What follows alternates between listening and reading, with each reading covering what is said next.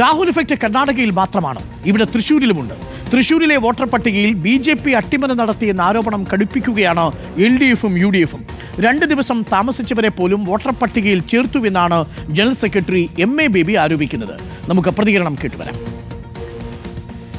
ഒരു ഭാഗത്ത് SIR വഴി ലക്ഷക്കണക്കിന് ആളുകളെ വോട്ടർ പട്ടികയിൽ നിന്നും വെട്ടിമാറ്റുന്നു. ഒരു സ്ഥലത്ത് 6 മാസമെങ്കിലും ഉണ്ടായിരുന്നു എന്നുള്ളവരെയാണ് അവിടുത്തെ ബൂത്തിലെ വോട്ടർ പട്ടികയിൽ ചേർക്കാൻ കഴിയുമായിരുന്നത്. അത് മാറ്റിയിട്ടാണ് 2 ദിവസം ഉണ്ടായാൽ മതി എന്ന് പറഞ്ഞാൽ തൃശ്ശൂർ പാർലമെൻറ്റ് മണ്ഡലത്തിലടക്കം നടന്നതായി ഇപ്പോൾ വിവരങ്ങൾ കിട്ടിയിട്ടുണ്ട്. 30,000-ത്തിലധികം വോട്ടുകൾ കൃത്രിമമായി ഇവിടെ പരിസര പ്രദേശങ്ങളിൽ നിന്നും ചേർത്തു. ലോക്സഭാ തെരഞ്ഞെടുപ്പിന് മുമ്പ് തൃശ്ശൂർ പാർലമെൻറ്റ് മണ്ഡലത്തെ തൊട്ടുകിടക്കുന്ന വ്യത്യസ്ത അസംബ്ലി മണ്ഡലങ്ങളിൽ വോട്ട് ചെയ്തു. തൃശ്ശൂർ ഈ നഗരത്തിൽ വന്നും അവർ വോട്ട് ചെയ്തു, വ്യാജ മേൽവിലാസങ്ങൾ നൽകിക്കൊണ്ട്. കരട് പട്ടികയുടെ പകർപ്പും അന്തിമ വോട്ടർ പട്ടികയുടെ പകർപ്പും എല്ലാ രാഷ്ട്രീയ പാർട്ടികൾക്കും നൽകിയിരുന്നുവെന്നും അന്നാരും പരാതി നൽകിയിരുന്നില്ലെന്നുമാണ് മുഖ്യ തെരഞ്ഞെടുപ്പ് ഓഫീസറുടെ മറുപടി. ആരോപണങ്ങളെ പരിഹസിച്ച് തള്ളുകയാണ് BJP. അർജുൻ മട്ടന്നൂരിന്റെ കൂടുതൽ വിവരങ്ങളുമായി.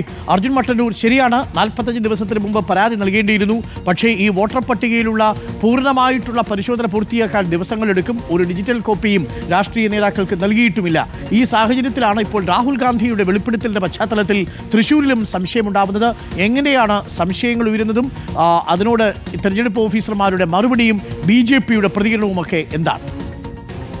ഡോക്ടർ അരുൺകുമാർ, രാഹുൽ ഗാന്ധി ഉയർത്തിയ വോട്ടർ പട്ടികയിലെ ക്രമക്കേട് കേരളത്തിലും വലിയ ചർച്ചയാവുകയാണ്. തൃശ്ശൂർ ലോക്സഭാ മണ്ഡലത്തിൽ വ്യാപകമായി പുതിയ വോട്ടുകൾ അനധികൃതമായി ചേർത്തു എന്ന ആരോപണവുമായി മുന്നോട്ട് പോവുകയാണ് UDFും LDFും. അതേസമയം ആരോപണങ്ങൾക്ക് മറുപടിയുമായി ഇന്ന് മുഖ്യ തിരഞ്ഞെടുപ്പ് ഓഫീസർ രംഗത്തെത്തിയിട്ടുണ്ട്. ഈ തിരഞ്ഞെടുപ്പിന് മുൻപ് തന്നെ കരട് വോട്ടർ പട്ടികയും അന്തിമ വോട്ടർ പട്ടികയും ഒക്കെ തന്നെ രാഷ്ട്രീയ പാർട്ടി പ്രതിനിധികൾക്ക് കൈമാറിയതാണ്. തിരഞ്ഞെടുപ്പിന് മുൻപും ശേഷവും ഈ പ്രതിനിധികളെ യോഗവും വിളിച്ചു ചേർത്തിരുന്നു. ആ യോഗങ്ങളിലൊന്നും തന്നെ ഇത്തരമൊരു പരാതി ഉയർന്നിരുന്നില്ല. എന്തായാലും ഇത്തരം പരാതി ഉള്ളവർ ഹൈക്കോടതിയിൽ ഹർജി നൽകൂ എന്നാണ് മുഖ്യ തെരഞ്ഞെടുപ്പ് ഓഫീസർ പറയുന്നത്. അതേസമയം ആരോപണങ്ങൾ കടുപ്പിക്കുകയാണ് UDFും LDFും. 2 ദിവസം മാത്രം മണ്ഡലത്തിൽ താമസിച്ചവരെ അടക്കം വോട്ടർ പട്ടികയിൽ ചേർത്തു എന്ന ആരോപണം ഉന്നയിച്ചത് CPIM ജനറൽ സെക്രട്ടറി MA ബേബിയാണ്. ഈ തിരഞ്ഞെടുപ്പിന് ശേഷം വോട്ടർമാരിൽ പലരും യഥാർത്ഥ വിലാസത്തിലേക്ക് തിരിച്ചുപോയി എന്ന വിമർശനം ഉന്നയിക്കുന്നത് മന്ത്രി K രാജനാണ്. എന്തായാലും വലിയ തോതിൽ തന്നെ ഓഡിറ്റിംഗ് നടത്തണം എന്ന് തന്നെയാണ് KC വേണുഗോപാലും അഭിപ്രായപ്പെട്ടത്. എന്തായാലും തിരഞ്ഞെടുപ്പിന് മുൻപും ശേഷവുമുള്ള വോട്ടർ പട്ടിക സൂക്ഷ്മമായി പരിശോധിച്ച് അതിലെ വ്യത്യാസങ്ങൾ കണ്ടുപിടിച്ച് ഈ ക്രമക്കേട് പുറത്തു കൊണ്ടുവരാൻ കഴിയുമെന്ന പ്രതീക്ഷയിലാണ് UDFും LDFും ഉള്ളത്. അവർ അതുമായി ബന്ധപ്പെട്ട പ്രവർത്തനങ്ങളിലുമാണ്. അരുൺകുമാർ.